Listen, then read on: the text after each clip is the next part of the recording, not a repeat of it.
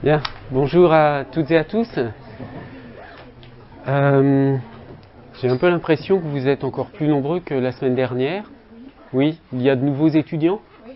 Ah. Alors, est-ce que vous avez un papier pour me transmettre vos coordonnées, enfin votre nom, vos coordonnées que je vous ajoute, parce que je n'ai pas apporté aujourd'hui la liste complète des étudiants, donc je vous ajouterai ensuite. Hein.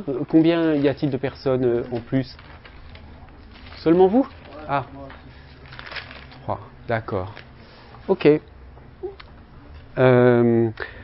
que vous avez des questions sur la séance de la semaine dernière avant que je commence? Non? Très bien. Oui? Oui, ils sont sur le site. Vous savez le trouver, hein, sur le site Jimdo. Pour le trouver, vous tapez simplement Philippe Monneret, linguiste. Normalement, vous tombez dessus. Il y a un autre Philippe Monneret qui est un champion de moto, mais c'est pas moi. Alors, je vais donc, dans cette troisième séance, m'attarder plus spécifiquement sur la question de la fonction iconique que je m'étais attaché la semaine dernière à situer parmi l'ensemble des fonctions de l'analogie. Encore une fois, l'ensemble, c'est-à-dire l'ensemble tel qu'il est aujourd'hui. Hein, peut-être que plus tard, il me semblera utile d'ajouter un autre type de fonction. Le dégagement de ces différentes fonctions n'est pas le résultat, si vous voulez, d'une démarche rationnelle. Hein, c'est le résultat d'une démarche empirique qui vient de l'observation de toutes sortes de phénomènes et qui m'a conduit à distinguer ces différentes fonctions.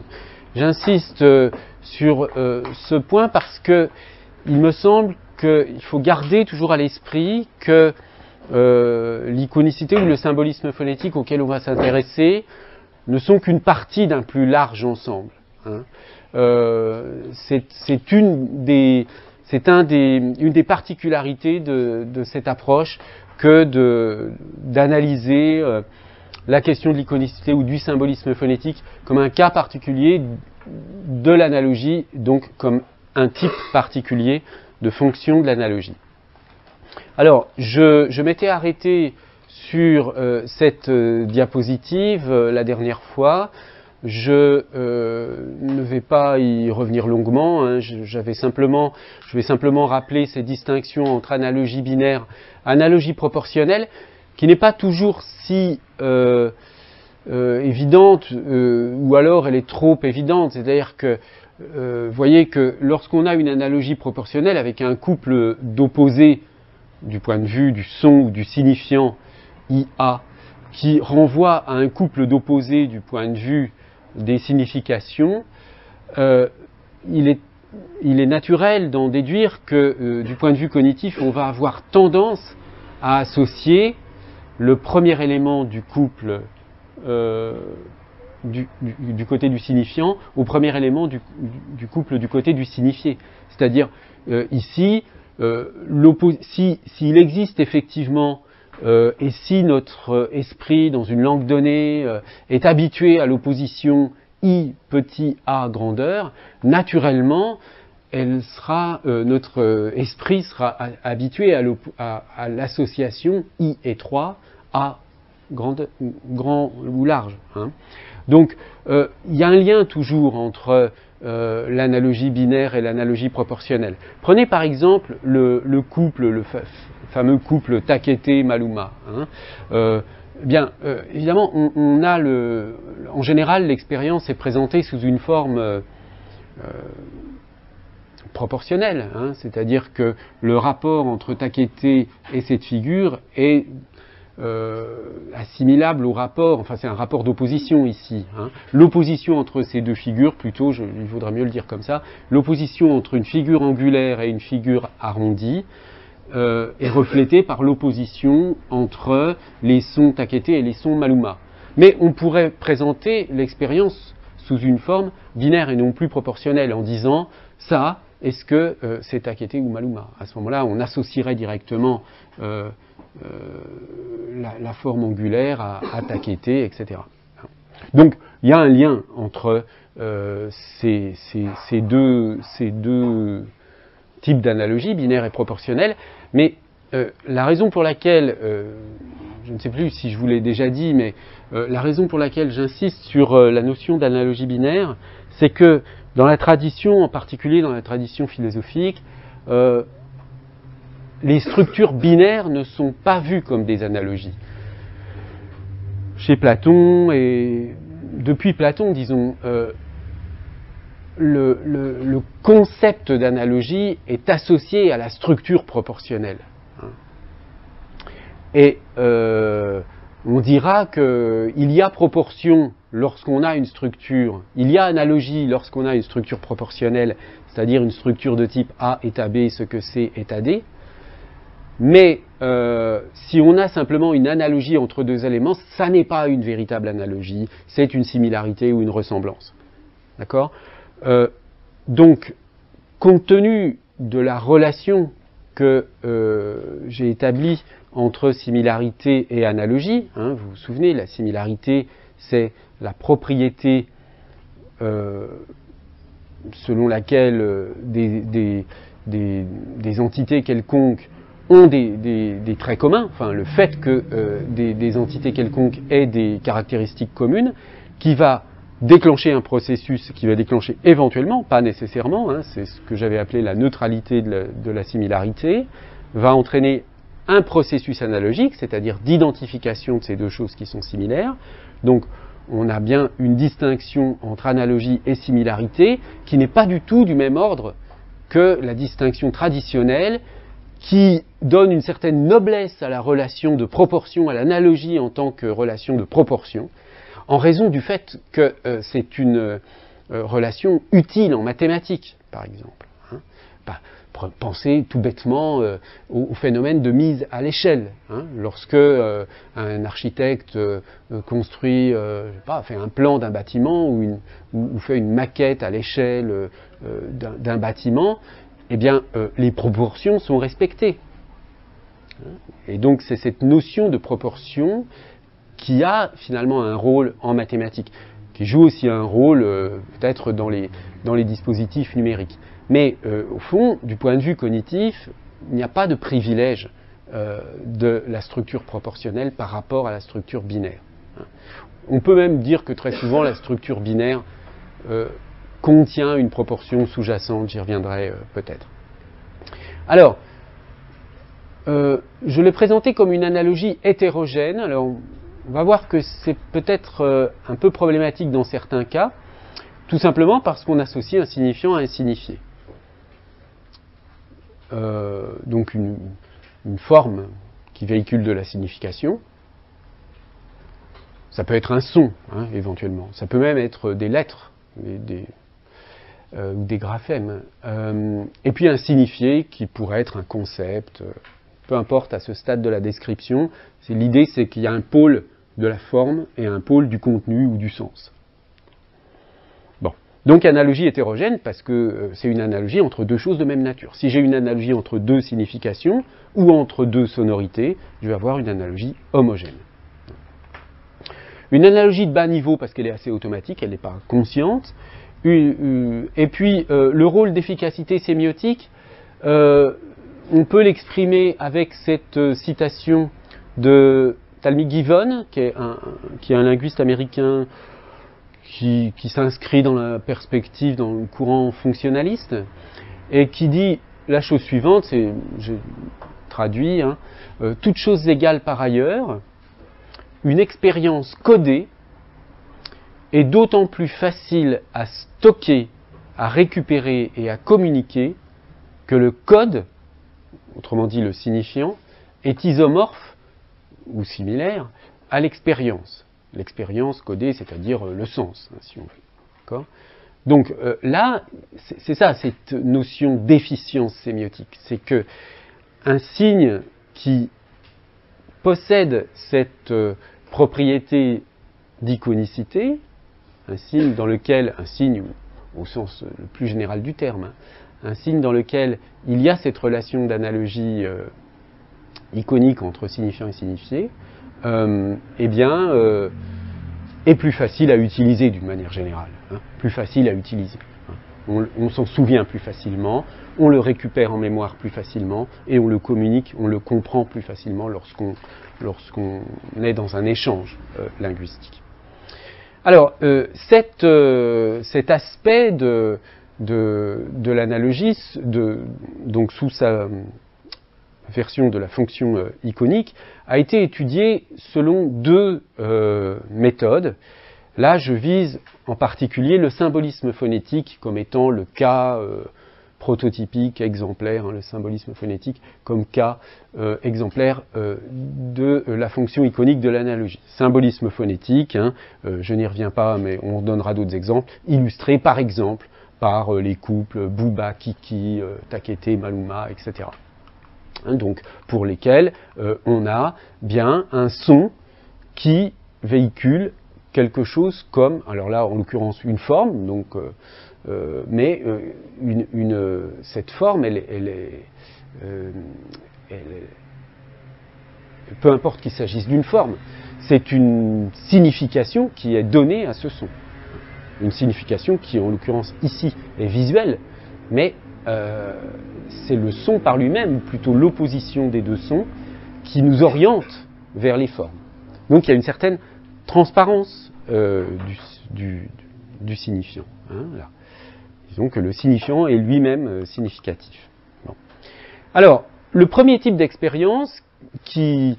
Et je reviendrai plus tard hein, sur certaines de ces références, pas toutes, mais vous voyez qu'elles sont anciennes. Hein, les premières, Köhler, c'était avec le couple Mill-Mal. Ensuite, Sapir et Newman, etc. Enfin bref, toutes sortes d'études, jusqu'à des études récentes. Hein, et encore, là j'ai vérifié aujourd'hui, il y a encore en 2017-2018 beaucoup de publications dans ce domaine. Hein.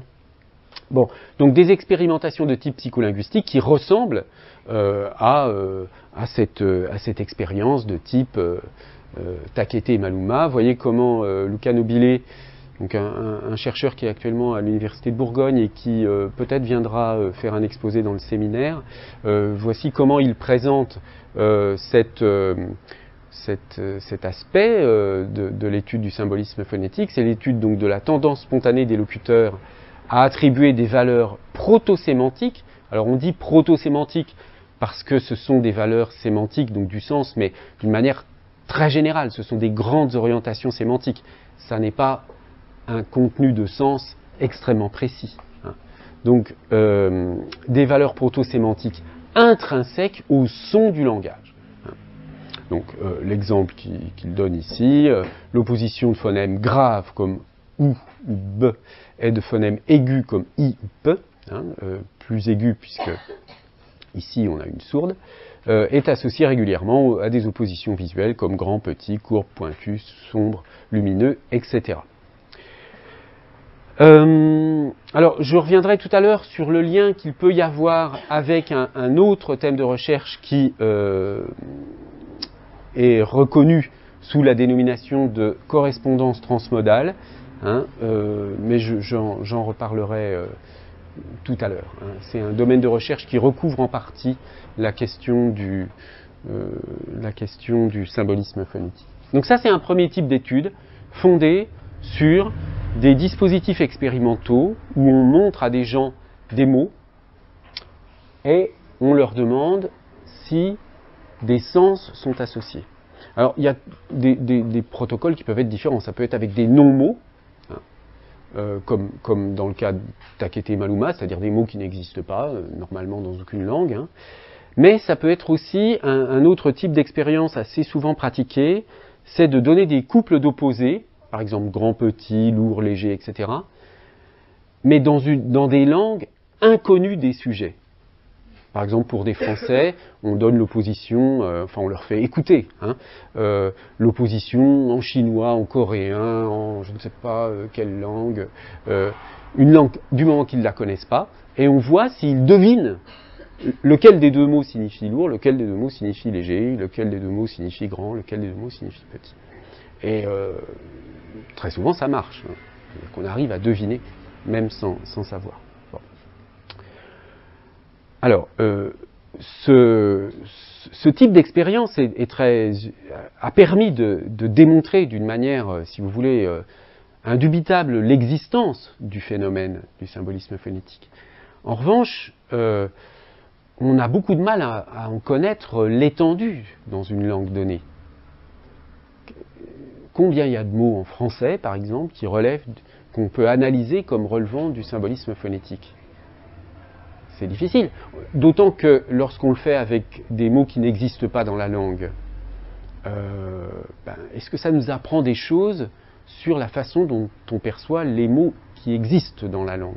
Donc là, il y a un passage des non-mots aux mots existants dans une langue qui est un peu problématique. Mais c'est très difficile de tester le symbolisme phonétique sur des mots qui existent dans la langue avec les locuteurs de la langue, parce qu'évidemment, ils sont guidés par le sens des mots. Donc, forcément, les associations, ils vont les faire. Enfin, je veux dire, on va pas pouvoir analyser les résultats puisque comment dire, ils peuvent pas deviner le sens de mots qu'ils connaissent déjà. Bon. Donc, ça nous pose un problème si on veut essayer d'établir le système phonologique, phonosymbolique d'une langue. Le but est celui-là. C'est pas simplement de démontrer qu'il existe du symbolisme phonétique. Ça, on le sait. Je veux dire. Après, il y a des questions sur à partir de quel âge chez l'enfant ça se développe, mais là, c'est plus une question de psychologue. Ah, pardon. Bonjour. Oui, allez-y. Une question au balcon. Est-ce qu'il y a eu des études en diachronie entre les différentes langues? Par exemple, je pensais, quand vous disiez l'opposition petit-grand en français, ouais. Si je reprends ce qui se disait en latin, j'avais parus et magnus. Oui, pour petit et grand, oui. Petit et grand. Donc en fait, phonologiquement, il n'y a pas une grande différence entre parus et magnus oui. qu'il y a entre petit et grand, par exemple. Donc il y a une spécialisation. Alors bon, là, c'est sur un exemple comme ça, c'est un peu compliqué parce que, je veux dire, les évolutions diachroniques se font dans l'ensemble du système. Ce que je peux vous dire, pour ce que je connais, c'est que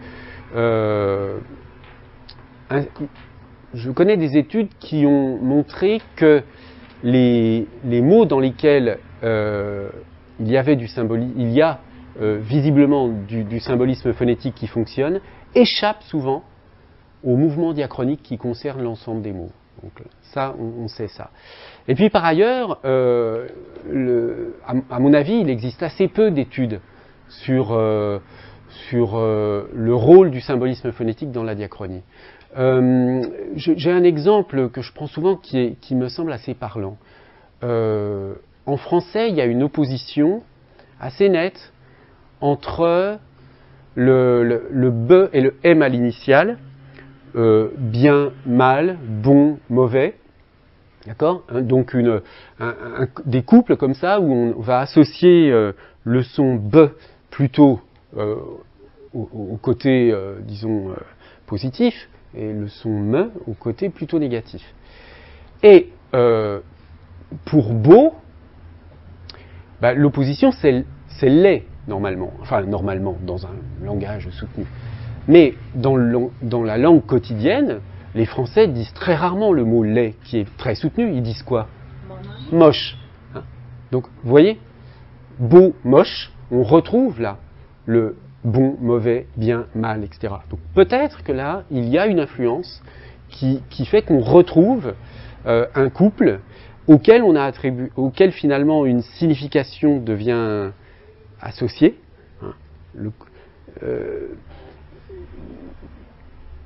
Et ça, c'est un exemple un peu d'évolution, parce que le moche, c'est un mot je ne vais pas vérifier là, mais d'apparition relativement récente, à mon avis, enfin tout au moins son développement. Donc voilà, un exemple. Mais je pense qu'il existe assez peu d'études en diachronie, mais on pourrait essayer de voir si certaines évolutions font intervenir le symbolisme phonétique au sens où elles vont favoriser le maintien d'un mot qui relève d'un symbolisme phonétique correct, et à la disparition de ceux qui sont incohérent compte tenu du système du symbolisme phonétique. Mais ça supposerait qu'on ait une idée claire du système phonosymbolique du français. Et on ne l'a pas. Pour l'instant, on ne l'a pas. Dans aucune langue d'ailleurs. Hein. On a des exemples, on a toutes sortes d'exemples ponctuels, mais on n'a pas une vision d'ensemble, sauf peut-être un peu pour l'arabe, parce que Georges Boas, qui est un chercheur en linguistique qui est à Lyon, a travaillé depuis très longue date sur l'arabe, et lui, il a dépouillé des dictionnaires entiers, et il fait apparaître des matrices qui restent stables. Et comme c'est une langue comme l'hébreu, parce que ça marche bien avec l'hébreu aussi, qui ont finalement connu assez peu d'évolution, qui restent stables, donc les structures, si vous voulez, analogiques restent assez visibles quand même, plus que dans des langues, une langue comme le français qui a quand même connu beaucoup d'évolution, donc qui a peut-être perdu un petit peu du symbolisme phonétique originaire. Cela dit, on perd du symbolisme phonétique originaire, mais on en retrouve par un autre côté. Hein.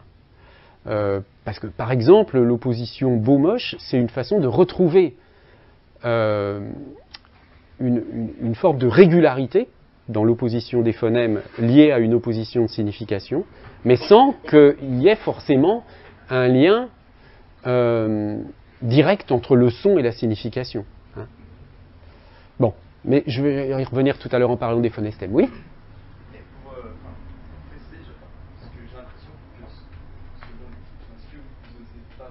Ce que vous dites pas vraiment, c'est qu'avec le symbolisme phonétique, on touche un peu à l'origine de la langue. Alors, oui, ça c'est vrai, vous avez raison, c'est un problème que j'évite un peu, parce que c'est un problème gigantesque, et que je ne connais pas très bien, hein, la question de l'origine du langage. Je pense qu'on peut s'en passer pour aborder la question, mais d'un point de vue explicatif, oui. Oui. L'idée est quand même qu'originairement,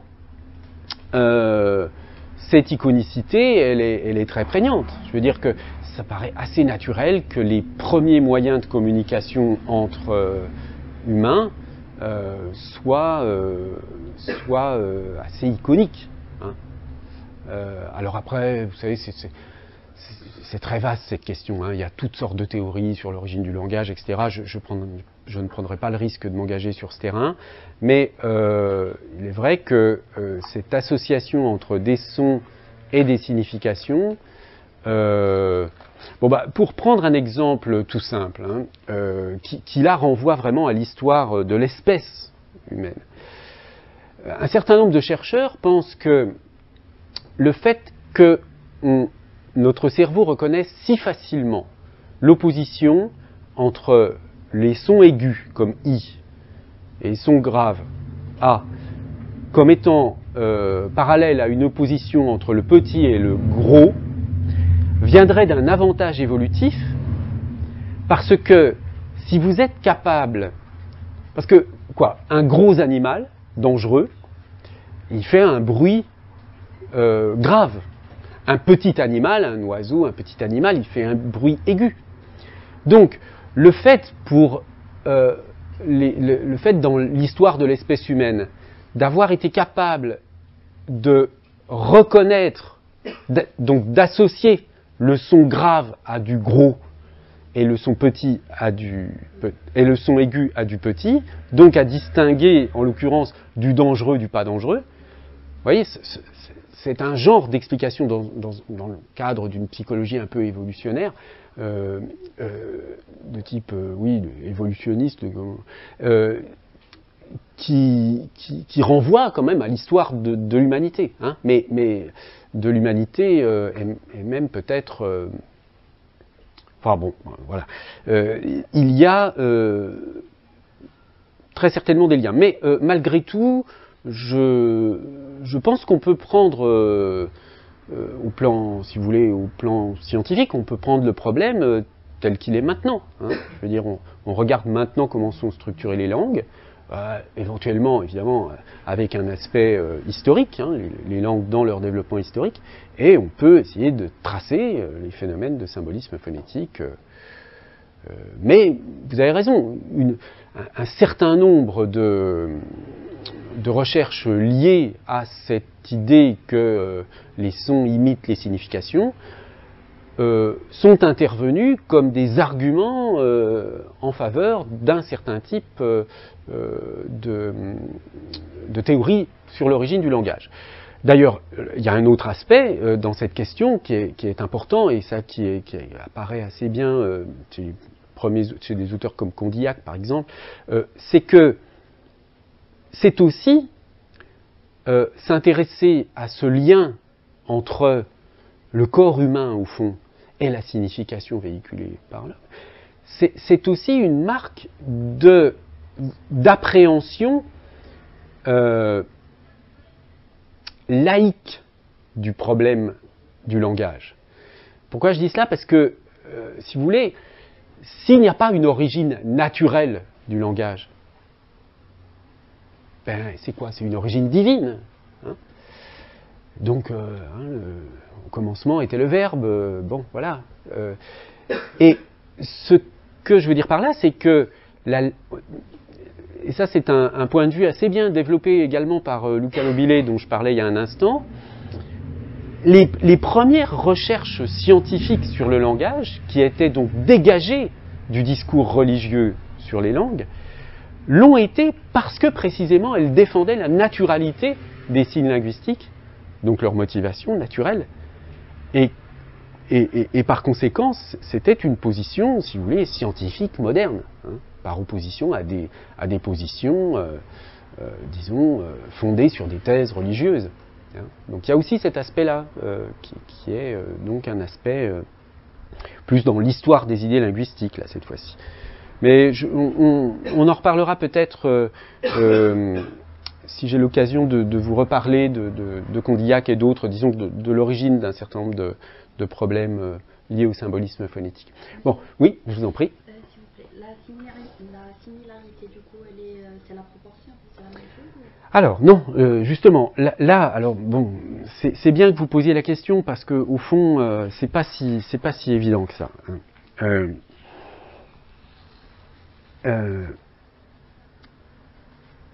La similarité, elle est entre les deux relations. Quand vous avez une proportion, comme par exemple si on prend Takete et Maluma, hein, vous avez une relation d'opposition là, hein, entre angulaire et arrondi, et puis une opposition entre des sons qui sont plutôt occlusifs et non occlusifs, pour le dire simplement.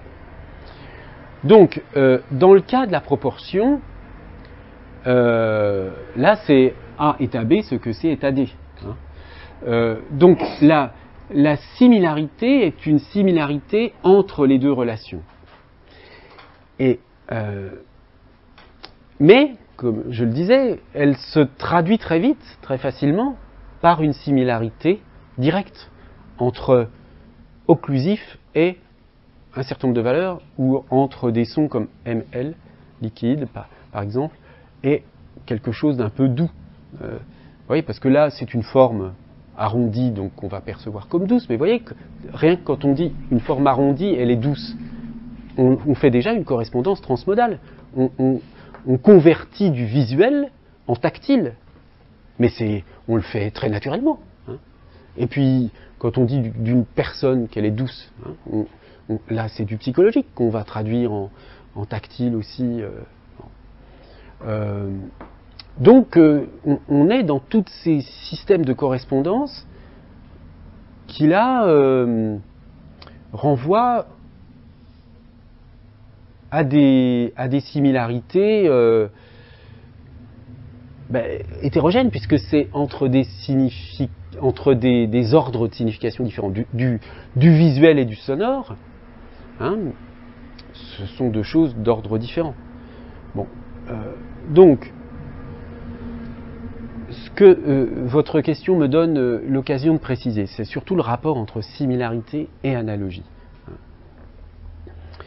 Parce que qu'est-ce qui se passe si j'essaie de raisonner sérieusement avec ces notions-là, hein? On a vu que la similarité, c'est des points communs, et puis l'analogie, c'est quand on fait le saut, hein, pour identifier les deux.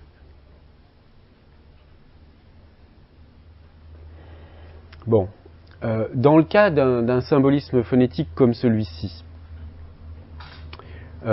Takete qui est associé à une figure angulaire.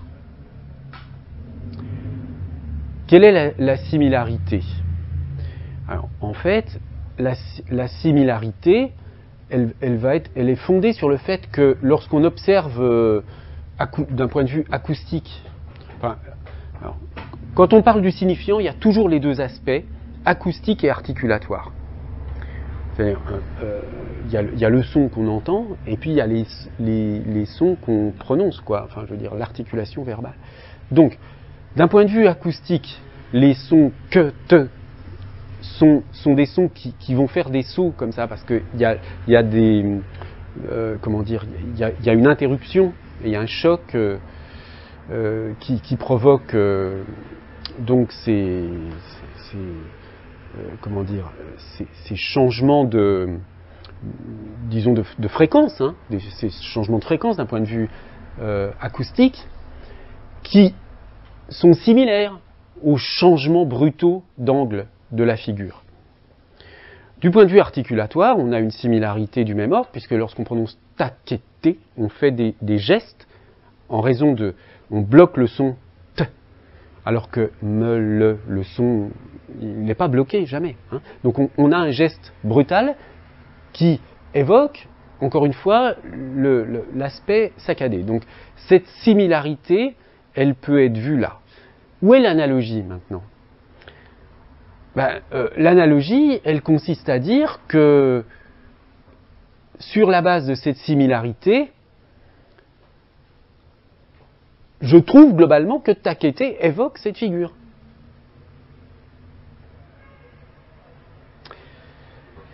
On y reviendra avec d'autres exemples. Hein.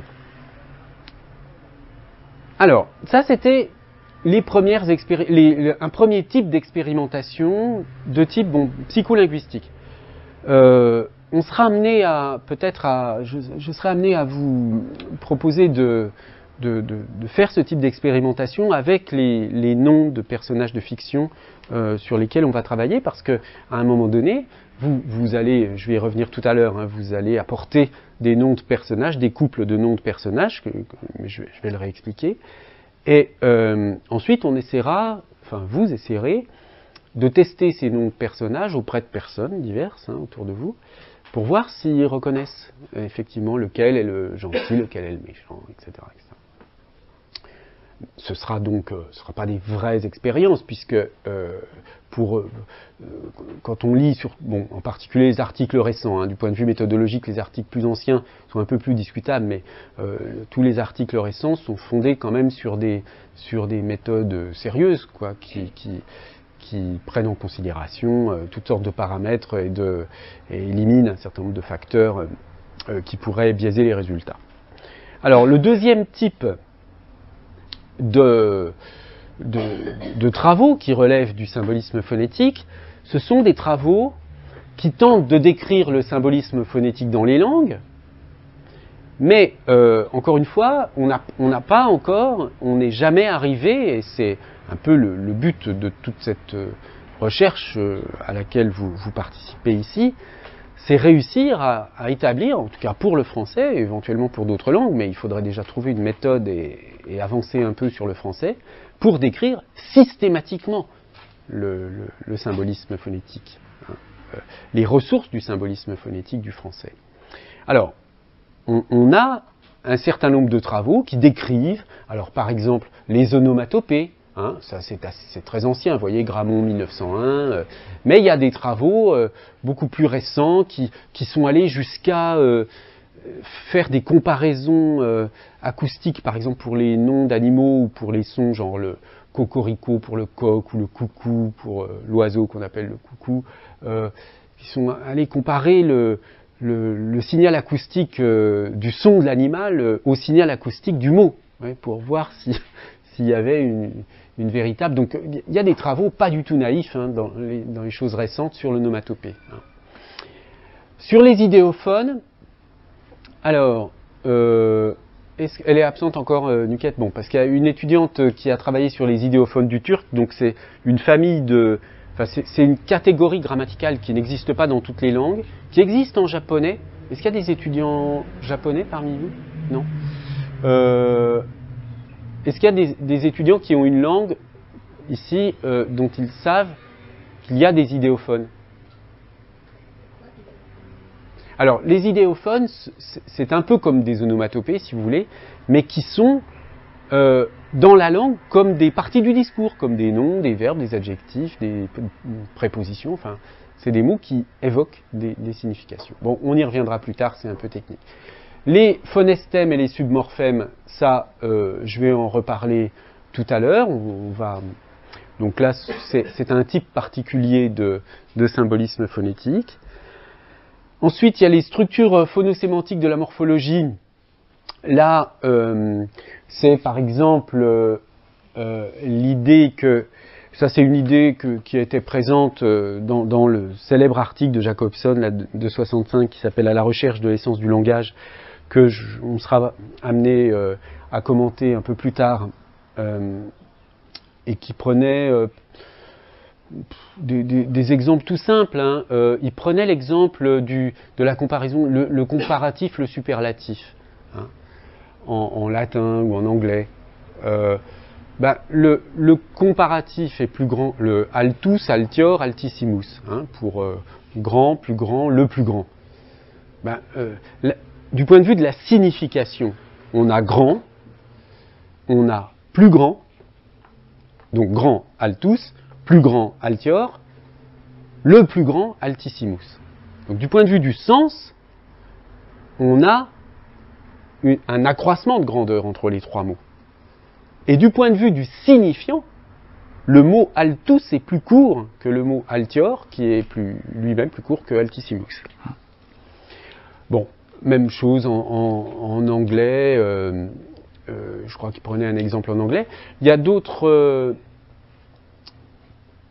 cas qui... Alors attendez, oui, d'autres cas étudiés par Jacobson, mais qui ne sont pas directement phonosémantiques. Enfin, tout dépend dans quel sens on l'entend. Mais je crois que je vous avais déjà donné cet exemple, qui est l'exemple du président et du Premier ministre. Hein. C'est-à-dire, on dit toujours... le président et le Premier ministre sont venus inaugurer tel bâtiment. On ne dira jamais le Premier ministre et le président. Pourquoi ça nous choque de dire le Premier ministre et le président? Pourquoi ça nous choque de dire le président au deuxième? Parce qu'on interprète l'ordre sur l'ordre linéaire comme un ordre hiérarchique. Mais au fond, c'est curieux, parce que, je veux dire, d'un point de vue strictement, du point de vue de la signification, le coordonnant est, dit simplement que les deux personnes étaient là. Mais on ne perçoit pas la même chose si on dit un en premier et l'autre. Hein. Bon. Mais là, on s'éloigne un peu des structures phonosémantiques. Disons que là, c'est plus l'axe linéaire du signifiant qui est en jeu que directement des valeurs phonosémantiques. Mais je vous le donne parce que c'est un autre exemple célèbre de Jacobson. Et puis enfin, un certain nombre d'études très récentes qui font apparaître globalement l'iconicité dans le lexique.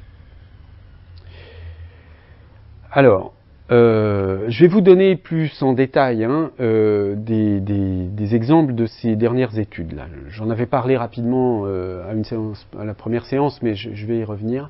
Vous remarquerez que, bon, là, on étudie les onomatopées, mais les onomatopées,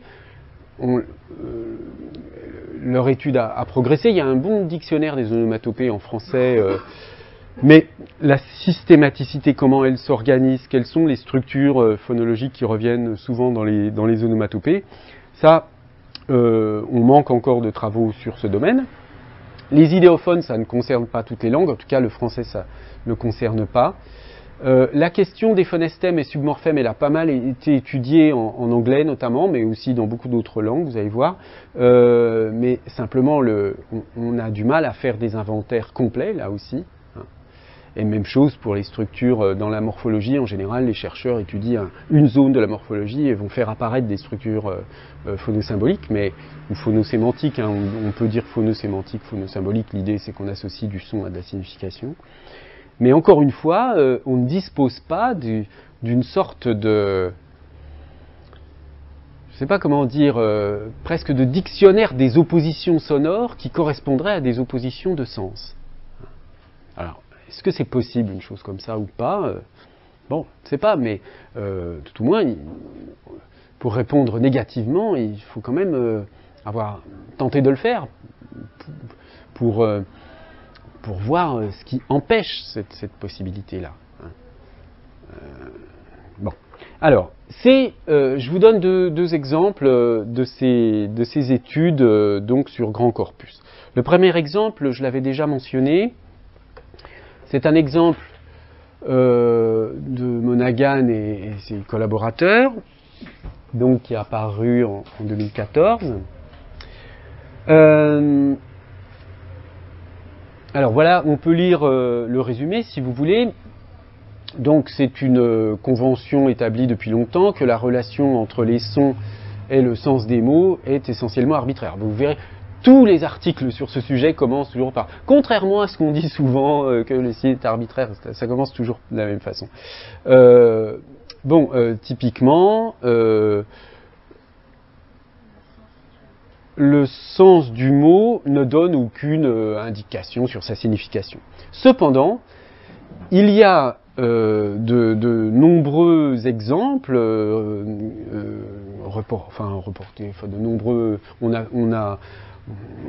on a fait apparaître de nombreux exemples de mapping, donc de mise en correspondance systématique entre des sons et des significations dans le langage.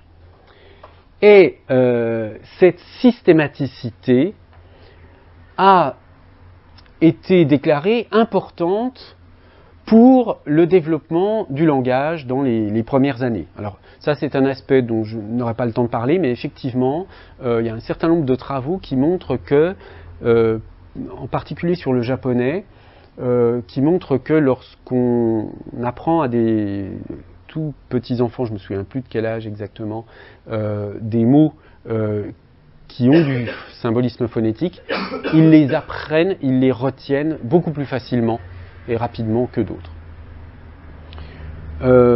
Donc, dans une analyse de corpus de grande échelle de l'anglais, nous montrons que des mises en correspondance son-signification sont plus systématiques que le hasard.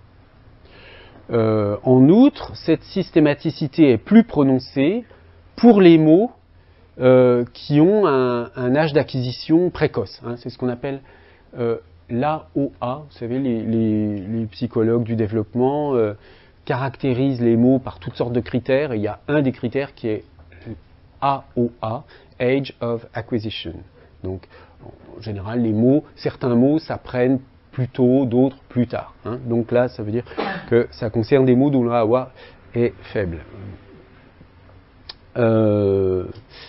Et donc, cette systématicité se réduit pour le vocabulaire qui est appris plus tard.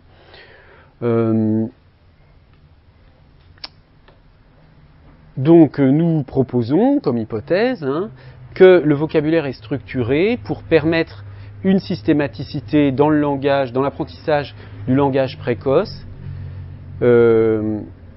donc pour faciliter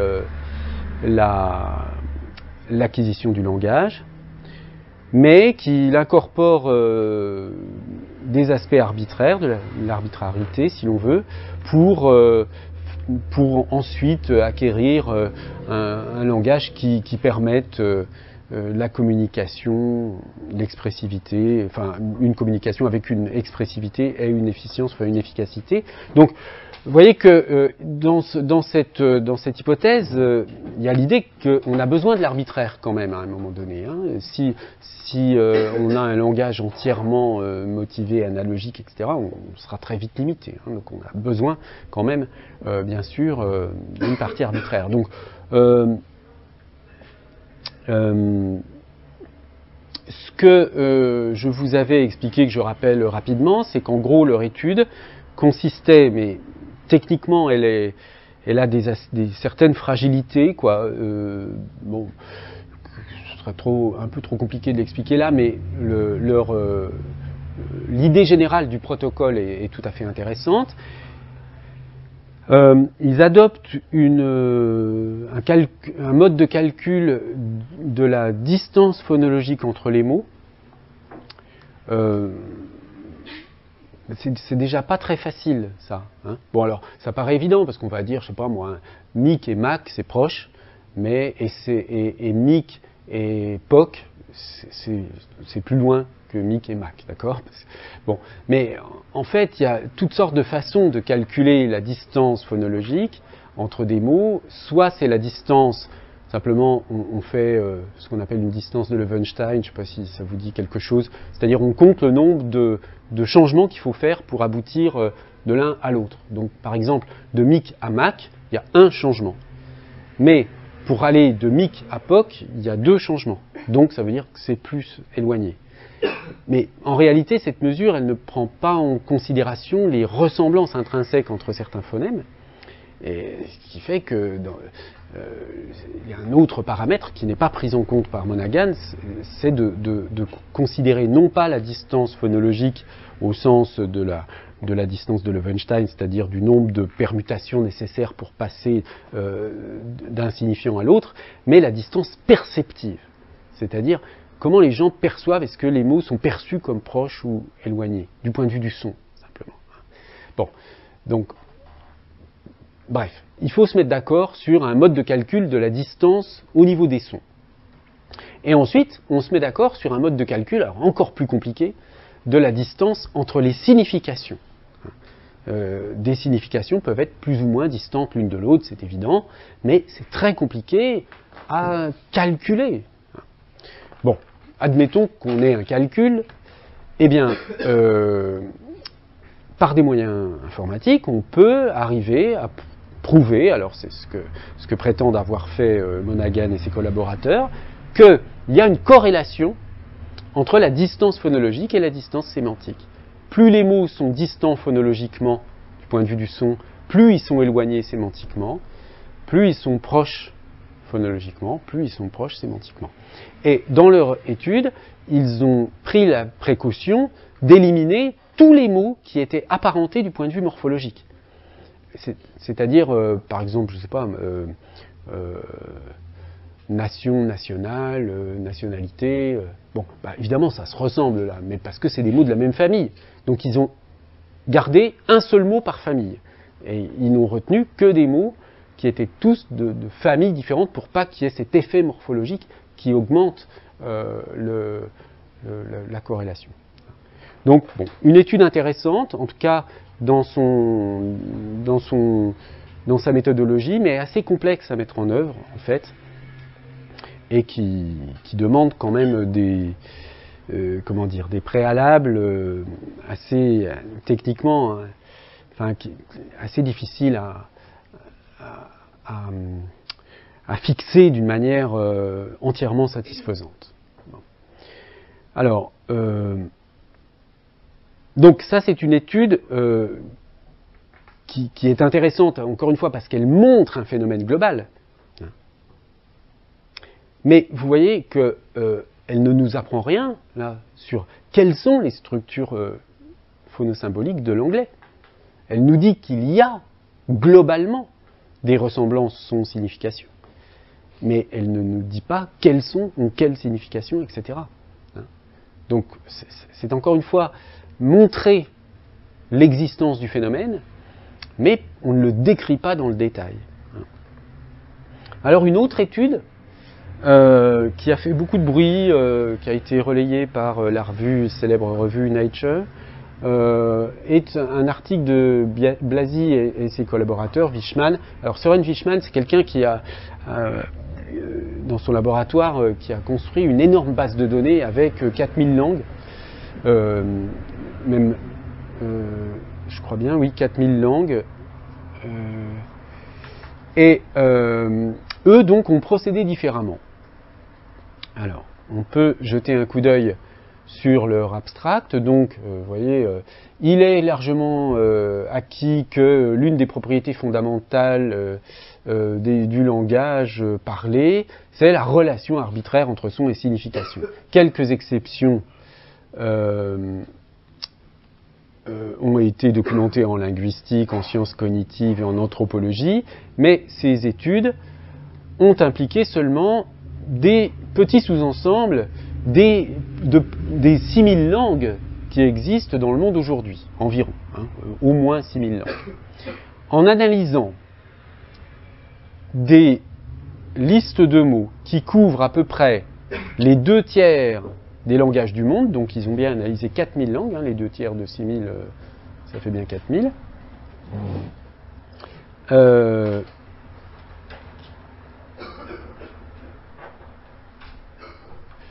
Nous avons montré qu'une proportion importante de 100 mots du vocabulaire de base véhiculent des associations solides avec des types de sons humains spécifiques, qu'on retrouve dans tous les continents et quelles que soient les familles de langues.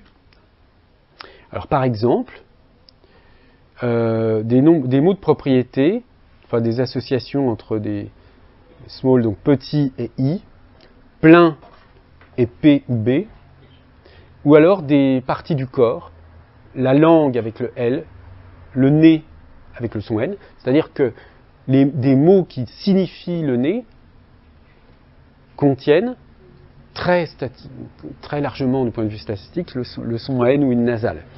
Donc, vous voyez, ils ont pris 100 mots parmi les mots qui sont quasiment indispensables dans toutes les civilisations, les noms de parties du corps, des choses comme ça. Et puis ils ont regardé sur 4000 langues, est-ce qu'il y avait des ressemblances entre ces mots, même si les langues n'étaient pas du tout apparentées. Et voici un exemple des résultats. Donc vous voyez que là ça donne un exemple de l'ensemble des mots qu'ils ont choisis. Alors parfois ça ne marche pas, il n'y a rien. Et dans le cas du nez, alors attendez, oui, c'est bien le N, un N là qu'on a.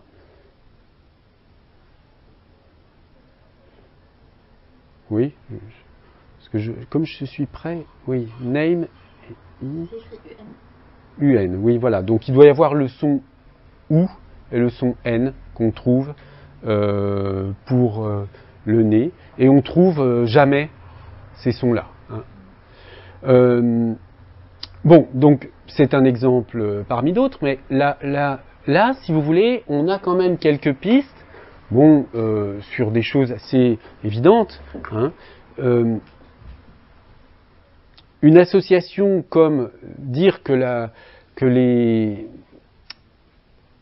mots liés au nez, je ne sais pas, le mot nez, nasal, reniflé, je ne sais pas, qu'est-ce qu'il pourrait y avoir encore, sont prononcés avec des nasales, enfin, ces réalités sont désignées par des mots qui contiennent des nasales. Certes, c'est intéressant, mais ça reste, encore une fois, extrêmement ponctuel. Il est certain qu'on ne va pas pouvoir relier au nez tous les mots qui contiennent des N.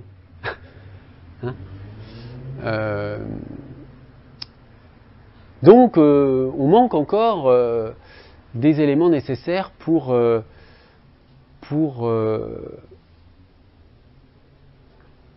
savoir, dans l'ensemble du stock phonologique d'une langue donnée, comme le français, quels sont les couples qui ont une valeur d'opposition?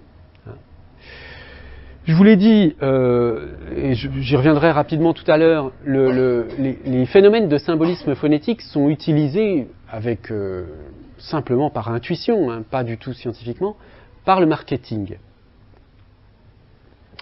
Mais imaginez qu'on arrive à avancer sur cette question du symbolisme phonétique et à fabriquer un logiciel dans lequel je puisse entrer, par exemple, des notions, je sais pas, beauté pour un parfum, beauté, légèreté, je ne sais quoi, et ça me sortirait des sons possibles pour inventer ce nom de parfum, ou de médicament, ou de n'importe quoi. C'est ça l'idée vers quoi on pourrait s'acheminer. Bon, moi, mon objectif, c'est pas de faire du marketing, hein, et ni de fournir des outils pour les publicitaires, mais pour donner un aspect concret à ce genre de recherche, c'est une façon d'imaginer assez clairement vers quoi j'essaie de vous amener. Hein. C'est-à-dire d'avoir vraiment un système complet. L'ensemble des phonèmes du français, bon, c'est un ensemble tout petit, hein, il n'y a pas un nombre de phonèmes si grand que ça. Il doit y avoir moyen de décrire un certain type d'opposition avec un certain type de valeur, avec une certaine régularité. Bon, alors évidemment, c'est plus compliqué que ça, parce qu'après, il y a des groupes, hein, des groupes de consonnes, par exemple, bref. Et puis, il y a la position dans la syllabe, position initiale, médiane, finale, etc., etc. La structure de la syllabe joue un rôle également. Bref, c'est beaucoup plus compliqué que juste la liste des phonèmes et des oppositions qu'on pourrait trouver. Mais, jusqu'à présent, outre des exemples particuliers qui marchent bien, hein, comme, bon, je crois qu'il vient de, je ne sais plus s'il vient de Gramont, celui-ci que je vous ai déjà indiqué, hein, flotter, frotter, frôler. Hein. Entre frotter, frôler, on voit bien que l'alternance frotter, frôler évoque peut-être, hein, quelque chose de plus, un contact plus doux avec frôler et un contact plus comment dire, plus ferme, oui, avec frotter. Bon. Mais c'est juste un exemple sorti du chapeau. Hein. Quelle est la systématicité de ça? Est-ce qu'on a regardé, par exemple, tous les couples où on aurait une structure syllabique comme ça et puis une opposition entre elle et T? Ben non. Hein. Donc il y a un énorme travail qui reste à faire pour essayer de systématiser ça, mais c'est très difficile de savoir par quel bout on va prendre le problème. Hein. Alors, une des pistes possibles, c'est de faire émerger des oppositions, des valeurs d'opposition de phonèmes à partir de l'intuition de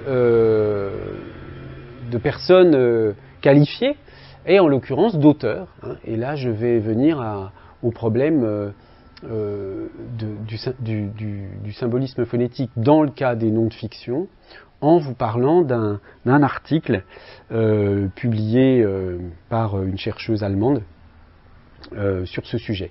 Mais avant, je réponds à des questions, s'il y en a, et puis on va faire une brève pause, parce que je sais que vous êtes en séminaire depuis 15 heures, hein, 15 heures pour certains, certaines.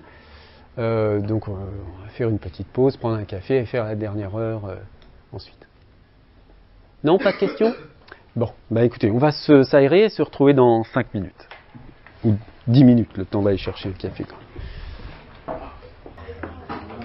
Alors, je vais reprendre et donc vous parler de cet article de Ilke Elsen, qui est tout récent, vous voyez, date de 2017, donc de l'année dernière. Un article intitulé « Les deux significations du symbolisme phonétique », parce que, disons qu'elle met en jeu, enfin ça se voit ça se perçoit dès l'abstract de l'article, dès le résumé de l'article, disons, il y a le symbolisme phonétique, mais il y a un autre aspect. Alors, voilà ce qu'elle propose. Hein. Cet article a à voir avec le symbolisme phonétique et avec la manière d'interpréter le phénomène du symbolisme phonétique. Donc vous voyez qu'il y a deux façons d'interpréter le symbolisme phonétique. C'est ça qui va être en jeu là-dedans. Le symbolisme phonétique apparaît comme un phénomène universel, mais les linguistes tendent à le négliger ou à proposer des approches ou des définitions souvent hétérogènes. Cet article s'intéresse au rôle de la motivation telle qu'elle apparaît dans des cas comme coucou, hein, le mot coucou, et à la question de savoir si des effets de symbolisme phonétique peuvent être le résultat de connaissances statistiques acquises sur le système de la langue. L'auteur prétend que plusieurs aspects du symbolisme phonétique, comme les relations naturelles, iconiques ou habituelles, entre son et référent ou aspect du référent, interagissent, mais doivent être considérés séparément pour avoir une vision plus réaliste de la façon dont fonctionne le symbolisme phonétique. Donc, ce qu'elle cherche à distinguer dans son approche, c'est le fait que une partie du symbolisme phonétique vient de régularités acquises dans le système de la langue, donc statistiquement, certains sons sont souvent associés à certaines significations, et c'est uniquement en vertu de cette régularité statistique qu'on associe des sons à des significations, et ça, elle l'oppose au cas où il y a un lien naturel entre son et signification. Hein. Donc ça, c'est une problématique assez classique dans le symbolisme phonétique. Je ne vais pas trop développer cet aspect-là de son argumentation, parce que ce qui m'intéresse, c'est le fait qu'elle s'intéresse au nom de fiction, et je voudrais vous montrer un petit peu sa méthodologie. Donc, elle se fonde sur une étude antérieure qu'elle a publiée sur les noms, donc les noms de personnages, dans la science-fiction et dans la comment on dit dans la littérature fantastique. Ouais, comment on dit en français Eric Fantasy littérature fantastique, donc analysée pour examiner une relation possible entre la formation entre la formation de la structure des mots et des groupes de référents. Bon, d'abord, tous les noms de 52 livres ont été collectés et analysés selon leur structure morphologique et leur référence. Donc, à quoi le nom réfère, quelles sont les caractéristiques du personnage, etc. Donc, c'était en allemand, des livres écrits en allemand. Alors, beaucoup de mots sont apparus comme étant transparents et formés sur des règles morphologiques. Par exemple, Roter Palast, donc l'équivalent de palais rouge, ou Schwarzes Portal, portail noir.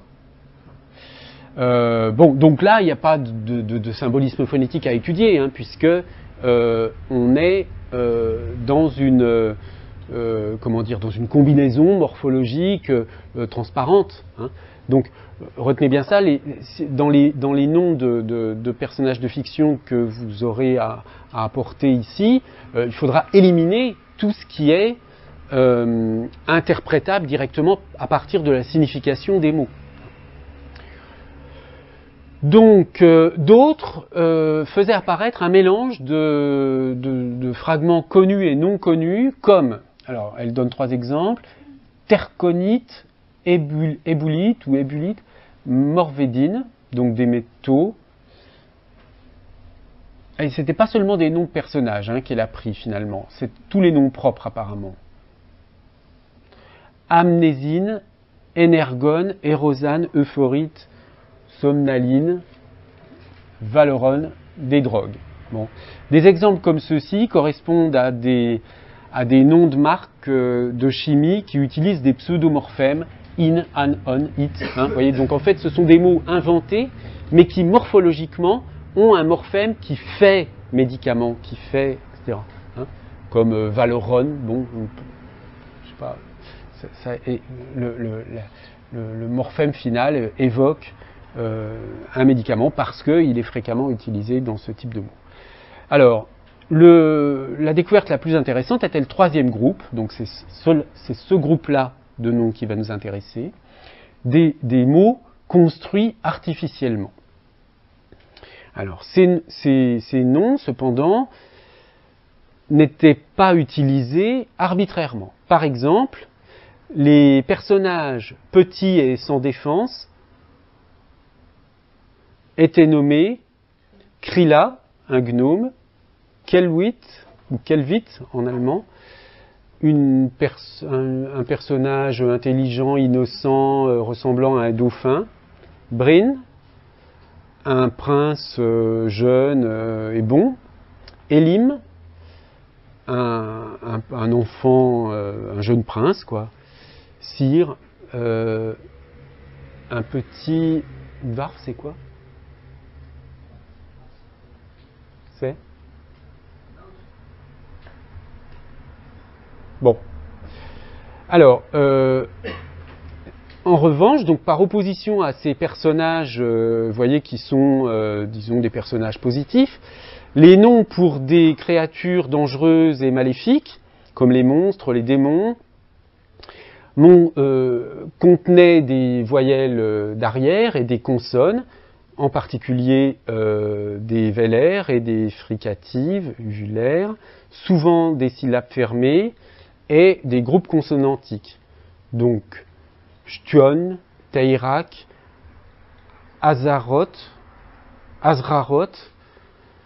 ouais, bon, des noms assez compliqués, Shrekhorn, Rulgargop, Anrukbar. Donc, vous voyez que si on vous donnait Krilla et Ruggargop, et qu'on vous demandait lequel est le gentil, lequel est le méchant, je pense que ce serait clair.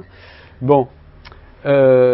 Un autre groupe contenant des personnages positifs, etc., comme des magiciens et des elfes, etc., avaient des noms qui consistaient plutôt de deux syllabes, qui contenaient plutôt deux syllabes, le plus souvent ouvertes, et avec une voyelle A et pas de schwa. Seulement la dernière syllabe était souvent fermée. Alors par exemple, Kalakaman, Rakorium, Muntagonus, Athanasios. Bon là, évidemment, le cas est un peu moins... Le contraste entre les noms de personnages maléfiques est moins net, mais manifestement, il y avait quand même un certain contraste. Alors, ce qui va m'intéresser surtout, là, c'est sa méthodologie. Alors, elle a pris donc un ensemble de noms. 106 participants, des locuteurs natifs de l'allemand, donc parmi ces participants 93 étudiants, 13 employés un peu plus âgés. On leur demandait d'effectuer un jugement sur 6 noms, donc comme correspondant plus ou moins à un référent avec une échelle de 1 à 7. Est-ce que ce nom correspond bien à ce personnage ? Oui ou non. Et plus, si je mets 1, c'est pas beaucoup, 2, il correspond moyennement, et si je mets 7, c'est qu'il correspond très bien. Tous les noms étaient pris des livres dont il était question auparavant, Et la plupart des noms étaient des noms artificiels, sauf quelques-uns. Hein. Marc, Nord, Nana, Gina, bon. Les questions et les noms étaient présentés dans un questionnaire.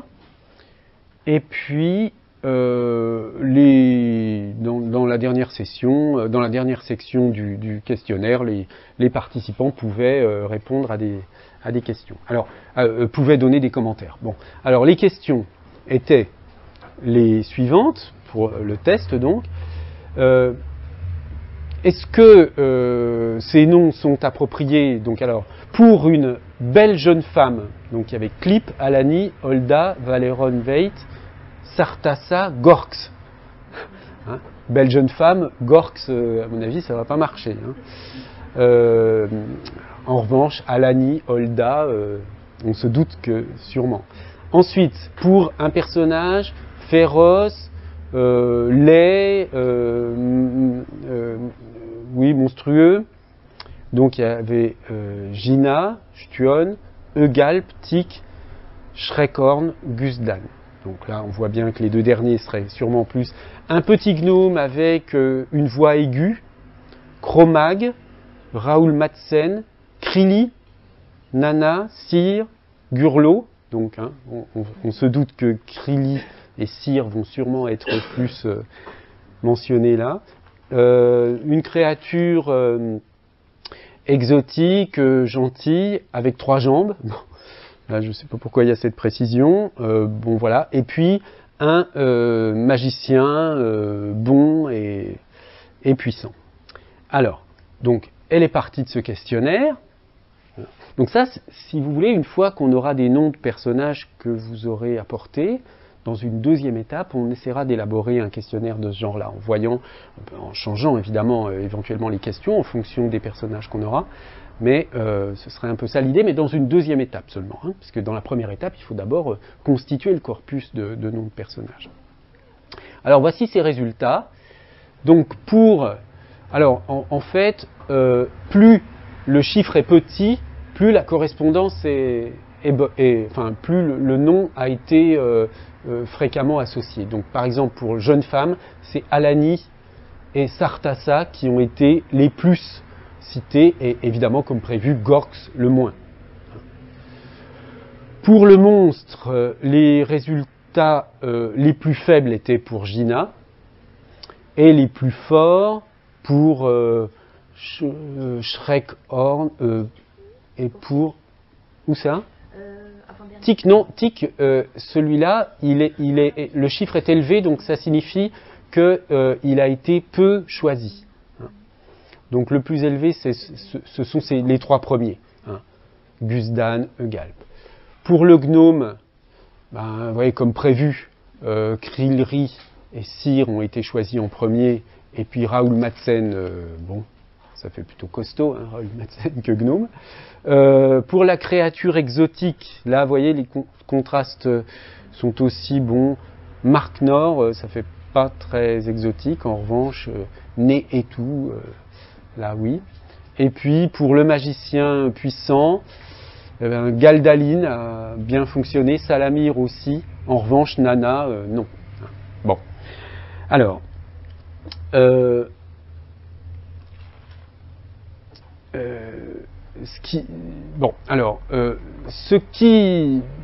l'étape suivante vers laquelle il faudrait aller, évidemment, ce serait quand même statistiquement de voir un peu en fonction des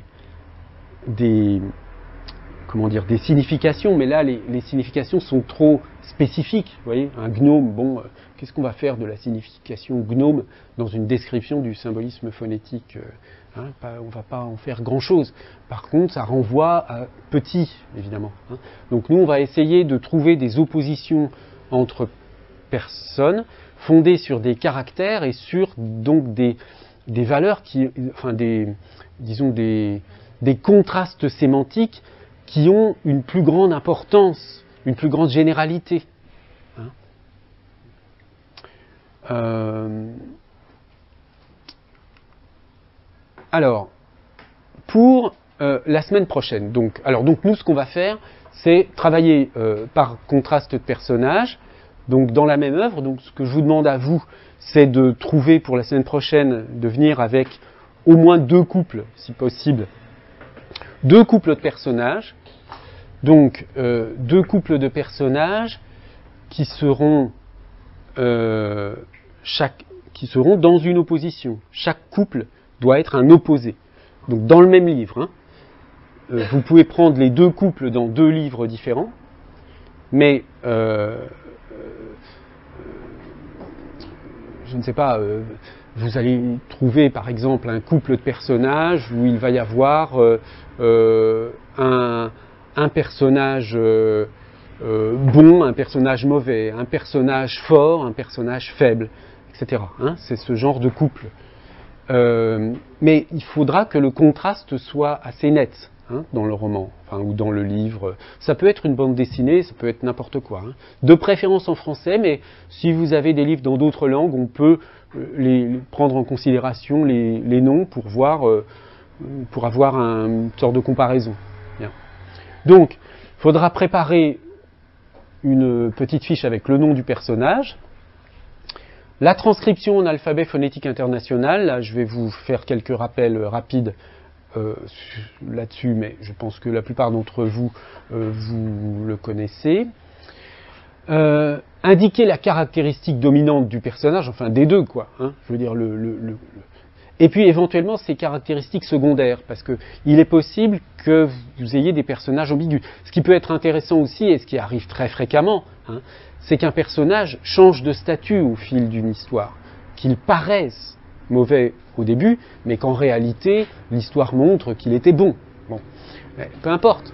Ça, on va le mentionner là, comme caractéristique, disons, secondaire. Ce qu'on va prendre en considération, c'est l'effet produit sur le lecteur au début du livre. Donc, c'est ça qui normalement est recherché. Alors, soit le caractère est ambigu et ça se voit tout de suite, et peut-être ça se verra dans la phonologie du mot, soit il y a une sorte de, de stratégie menée par le romancier ou l'auteur, en ayant volontairement choisi un nom qui évoque quelque chose de très négatif pour piéger le lecteur en quelque sorte et pour faire apparaître ensuite un personnage positif. Bon, donc c'est pour cette raison qu'on a besoin à la fois des caractéristiques, de la caractéristique dominante et des caractéristiques secondaires. Et puis, soyez capable aussi de donner de justifier, hein, dans le texte. Est-ce que c'est bien clair? Est-ce qu'on a des preuves pour avancer que tel personnage est bon, grand, mauvais? Est-ce qu'il y a par exemple une citation, un passage, ou alors une petite explication qui montre que cette caractéristique est valable? Alors, oui, je vous en prie. C'est dans tout roman? Oui. Non, dans n'importe quel. Pour l'instant, on va pas se limiter. Alors, seulement, on exclut une chose, ce sont les livres pour enfants. Hein, uniquement les livres pas pour adultes, mais les livres, disons, pour personnes qui savent lire, hein, et qui ont l'habitude. Parce que la question des livres d'enfants pose des problèmes un peu différents et sont étudiés par d'autres. Donc ce qu'on va faire, c'est qu'on va dire tout ce qui est positif et négatif de chaque personnage? Non. Ce qu'il faut, c'est que vous trouviez des couples de personnages, que vous veniez avec des noms, et que vous puissiez simplement prouver, par quelques exemples, que si vous avez décidé que le personnage est positif, ben que vous avez de bonnes raisons de décider cela. Hein. Pourquoi il est positif? Pourquoi il est négatif? Qu'est-ce qui montre dans le roman? Pas forcément toutes les raisons, mais quelques indices qui donnent une justification. Vous voyez, parce que c'est quand même ça, toujours la recherche. Hein. C'est qu'on avance quelque chose, mais on donne une preuve, toujours. Hein. On va pas juste décider, ah ben moi, parce qu'après quelqu'un va lire le roman, il va dire, ah ben non, mais moi je le trouve gentil ce personnage. Ben non, parce que voilà, j'ai donné telle information qui fait que j'ai de bonnes raisons. Et voilà, après on peut critiquer, mais il faut tout justifier, hein, tout justifier. Mais il faut que ça soit des noms inventés. Oui, alors parce que si on a des noms comme, je sais pas moi... Julie, Michel. Oui, alors là, oui, de préférence des noms inventés, parce que il y a d'une part des noms, des prénoms existants, par exemple. Bon, alors là, pourquoi pas, on peut tenter, mais ça va être difficile à mon avis. Hein, donc il vaudrait mieux prendre des noms inventés, parce qu'en plus, si vous voulez, dans l'invention du nom, il y a une sorte quand même de créativité de l'auteur qui se manifeste. Donc c'est là où on va. Ce qui m'intéresse, c'est d'utiliser, si vous voulez, l'intuition des auteurs, qui sentent, qui entendent les mots, qui ont. Enfin, je veux dire, voilà, un écrivain, il entend la langue, il voit comment sonnent les mots. Donc, il peut nous donner des informations sur des choses qu'on ne perçoit pas forcément. Hein. Donc, on va exclure les prénoms qui existent. Et puis également les noms transparents. Par exemple, si vous avez un mot comme valeureux, je ne sais pas moi, ou ça ne va pas être intéressant parce que la signification du nom va être contenue dans le sens du mot. Il faut qu'on ait des mots, des noms de personnages qui soient des noms inventés.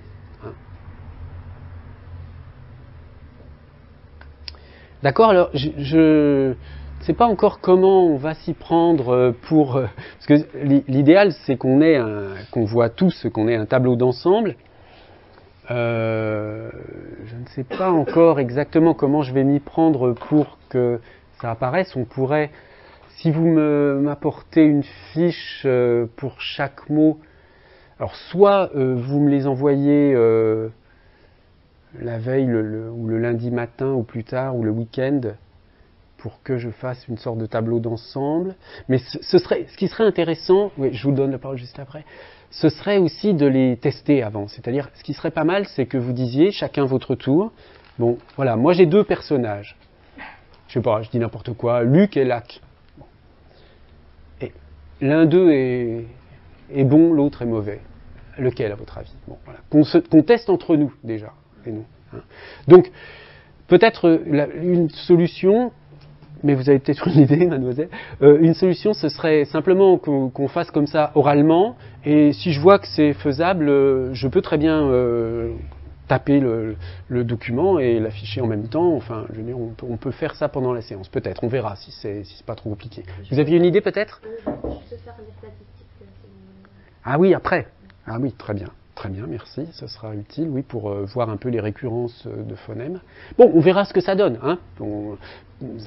Ça nous donnera peut-être des pistes ou pas, mais enfin, je pense que ça vaut le coup. Comme ça, vous verrez un peu le genre de... On a une hypothèse, hein, c'est que dans certains cas, ça doit marcher. C'est pas sûr que ça marche dans tous les cas, hein, pas sûr du tout. Donc, soyez honnête aussi. Faites, enfin, je veux pas dire que vous êtes malhonnête, mais n'hésitez pas à prendre des exemples où vous n'avez pas l'impression que ça marche. Hein. Parce que si vous sélectionnez d'avance que des exemples qui marchent, évidemment, ça trompe un peu les résultats. Donc, le plus important, c'est que les noms soient inventés et qu'il y ait un contraste assez net. C'est-à-dire qu'il faut comparer ce qui est comparable. Hein, on va pas comparer un personnage méchant avec un personnage joli, parce que, oui, là, ça pose un problème donc il faut le joli et le laid, ou le méchant et le gentil, etc. Alors, juste, mais ça vous pourrez le regarder sur le document. Je vous rappelle l'alphabet phonétique international pour le français. Hein, donc vous avez la liste des consonnes ici. Les trois semi-voyelles ye qu'on a dans pied, rayon, etc. We qu'on a dans oui, moi, et ue qu'on a dans lui ou nuit, par exemple. Là, vous avez toutes les voyelles, hein, les voyelles de base. Le A, alors les deux A, là, en français, on neutralise, peu importe. Entre le A fermé de chat et le A ouvert de pâte, vous voyez, aujourd'hui, les Français ne font pratiquement pas de différence. Hein. Donc ça, peu importe, on va dire qu'il y a une seule sorte de A. Par contre, les deux E, là, ils sont le E et le E de D ou de nez et le E de père, là, ce sont deux sons quand même bien différents. Ça, c'est le muet HT. le I, le E de sœur, le E de jeu, par exemple, les deux O fermés et ouverts, le O fermé de pot, hôtel, le O ouvert de col, de Rome, le OU de loup, le U, et puis les nasales ensuite, le AN, le 1. Alors ce 1 là, on peut le négliger, hein, le 1, parce qu'il y a une différence, mais là aussi le français a complètement perdu cette opposition entre le brin, B-R-I-N, par exemple, un brin d'herbe, et brun, être brun. Donc, oui, entre brun et brun, si j'accentue là. Mais cette différence-là, elle n'est plus perçue aujourd'hui. Et puis donc le on. Alors,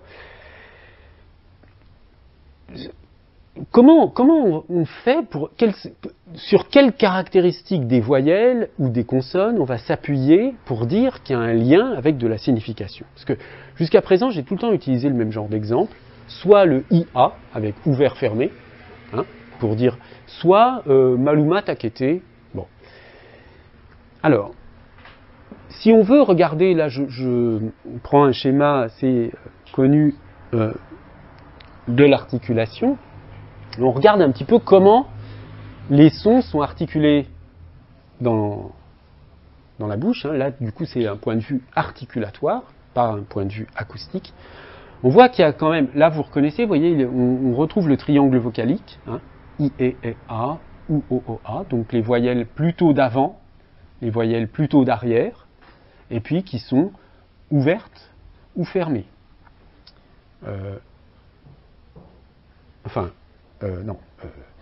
Ouverte là, fermée là. Mais là, c'est pas l'ouverture qui apparaît, c'est simplement le lieu d'articulation. Le I est fermé, mais il est à l'avant. Le A est ouvert, mais il est à l'arrière. Il s'articule plus à l'arrière. Donc, on pourra utiliser pas seulement l'opposition ouvert-fermé, mais aussi l'opposition avant-arrière. Bon, même chose pour les consonnes. Il y a des bilabiales hein, qui sont articulées avec les deux lèvres, des labiodentales qui sont comme fe, ve, qui sont articulées avec la lèvre et les dents, des dentales où l'apex, la pointe de la langue, tape derrière les dents, là, t, de, ne. Ce qu'on appelle les alvéolaires, le se et le ze. Là, les palatales, nye, ye.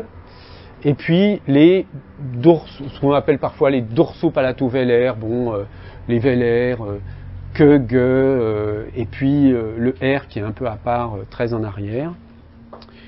Alors, une représentation acoustique des voyelles, voyez, qui reproduit, c'est quand même assez frappant, hein, vous avez, quand vous voyez le triangle vocalique qui est ici, qui correspond au lieu d'articulation, vous tombez sur à peu près le même triangle lorsque vous décrivez les voyelles selon les deux formants, c'est-à-dire les fréquences. Donc du point de vue acoustique, hein, on retrouve la même chose, c'est-à-dire que le fermé est aigu, l'ouvert est grave. Il y a vraiment une correspondance quoi, entre l'acoustique et l'articulatoire. Et là, je vous ai rappelé le triangle vocalique classique hein, du français, avec les voyelles plutôt d'avant, les voyelles d'arrière, et puis les voyelles fermées, moyennement ouvertes et ouvertes. Hein. Donc, bon, et ce triangle, comme je vous le disais tout à l'heure, on le retrouve hein, dans l'articulation verbale. Évidemment, vous allez me dire, avant, arrière, ouvert ou fermé, ça fait quand même assez peu de paramètres pour décrire la signification. Parce que le but, ça va être quand même de trouver des liens entre des sons et des significations. Donc, c'est un peu le problème. Mais il y a quand même les consonnes qui apportent d'autres éléments, hein, entre le point d'articulation, enfin, disons, le point d'articulation, je disais tout à l'heure, labial, donc c'est les lèvres, coronal, c'est ce qu'on appelle les coronales, c'est celles qui sont articulées avec la couronne de la langue, hein, le haut de la langue, et puis les dorsales avec le dos de la langue. Et puis là, les occlusives, donc qui supposent une fermeture, les nasales où l'air sort par le nez, les fricatives où l'air sort par la bouche, et puis la liquide qui est ici. Voilà. Alors, est-ce que vous avez d'autres questions sur ce que j'attends de vous pour la semaine prochaine. Ça va, c'est assez clair? Bon, ce sera beaucoup de l'improvisation, hein, on va voir ce que ça donne. Je n'ai pas fait ça du tout les années précédentes, mais j'avais envie cette année d'essayer d'expérimenter vraiment les choses. Et bon, voilà, on verra si ça mène quelque part. Bon, bah écoutez, si vous n'avez pas de questions, je vous dis donc à la semaine prochaine.